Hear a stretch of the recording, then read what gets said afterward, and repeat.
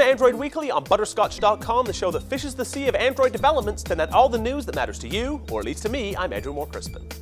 On this week's episode, Google buys Motorola Mobility, App Inventor gets the axe, and Facebook's one messenger to rule them all. Also, Kate Abraham gives us the finer points of the Google Translate Android app. But first we pay the bills. Hover is the easiest way to buy domain names and do more with them. A recent redesign to the Hover control panel makes it even more so. My favorite feature of the control panel is the bulk privacy state editing. Using a service like Whois, anyone can find out the name and contact info of a person's domain. I don't want internet weirdos, present company excluded of course, to know where I live. Hover lets you block this information, easily securing your privacy in the process. Rather than getting my street and email addresses and phone numbers, someone looking up the Whois info will get Hover's contact info. Very handy. Get 10% off domain registration and other Hover services by going to hover.com/Android. Down to the business at hand. Motorola has been a long-time Android adoptee. Its Moto Blur Android mod has not exactly impressed though. To put it delicately, it's been a resource-hogging POS that actually detracts from the Android experience. Google has been getting railroaded by patent claims as we discussed at length on this show and in the Butterscotch.com newsfeed. They just can't defend themselves against patent disputes. The latest major Android development might just fix both of these issues. Google is in the process of acquiring Motorola Mobility, the smartphone arm of Motorola's business. The buyout price, a hefty $12.5 billion in cash. Aside from giving Google a hardware division, it gives the company a leg to stand on with patent disputes. Interestingly, if you go to the press page dealing with the recently announced acquisition, you'll see CEOs from leading handset makers saying effectively the same thing. Each of the 4 quotes from HTC, Samsung, Sony Ericsson, and LG say in effect, "Good stuff, Google." All 4 use the words Google, and commitment, and defending, and Android, and partners. Coincidence? Certainly not. A decisive blow to stem the recent patent fallout? Yes, indeed. Motorola Mobility and Android will continue to operate as separate businesses, with Motorola Mobility licensing Android just like everyone else.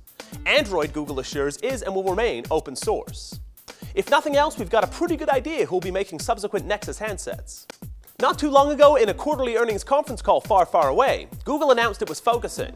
No more would it flit about investing in a series of projects. In effect, it would cease throwing stuff at the wall to see what would stick.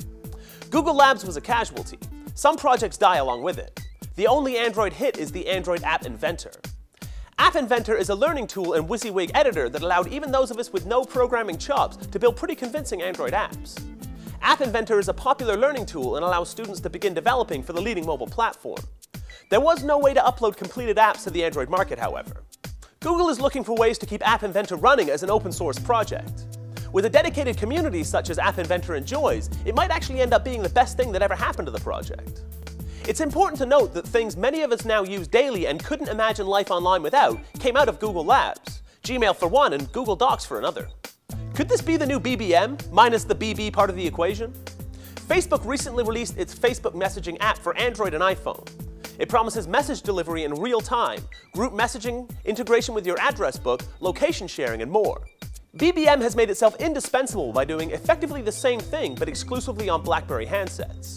In fact, ask a younger BlackBerry user why he or she uses the platform over iPhone or Android, and almost invariably the answer will be BlackBerry Messenger, BBM.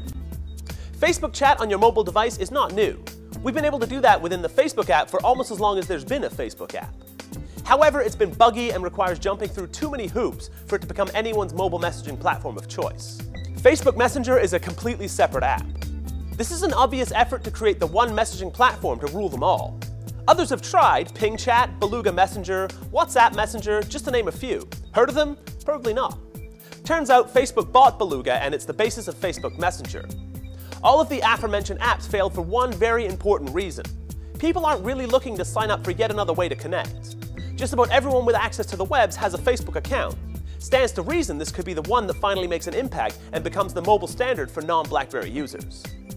For our review of the day, we throw it over to Kate Abraham, qui reviewer l'app de Android Translate de Google. C'est magnifique. I love to travel, but there is nothing worse than feeling ignorant in a foreign country when you don't understand the language. Well, have no fear, as Google has created a great little app to help you with your translation woes. Google Translate is a simply designed, easy-to-use app that instantly lets you translate between over 50 different languages. Once you launch the app, select the language that you want to translate from by clicking on the drop-down menu. Once you choose one, it'll appear in the input field. Next, select the language you want to translate to. Conveniently, Google lists the most recently used at the top, and then input text into the field using your phone's built-in keyboard. Click on the arrow key and you will see the translation. Click on the speaker icon and you can actually hear the pronunciation of the word. Cut. There is also a voice input feature to make the process even easier.